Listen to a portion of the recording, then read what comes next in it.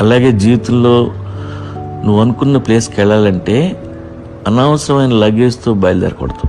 కొండకి తాడు కట్టి ఆ తాడు పట్టుకొని ఎక్కుతున్నప్పుడు నీకు నువ్వే బరువు. దానికి తోడు కొంతమంది నిన్ను పట్టుకొని వెళ్ళాడుతుంటే నా బొంద ఎక్కుతావు. ఎక్కాలనుకున్నది నువ్వు, వీళ్ళు కాదు. వీళ్ళందరినీ నీతో పెట్టుకున్నందుకు వీళ్ళు నీకు చేసే సహాయం ఏంటంటే నిన్ను ఎక్కనివ్వకుండా ఆపటం. మన చుట్టూ ఉన్న చెత్తను గుర్తించాలి.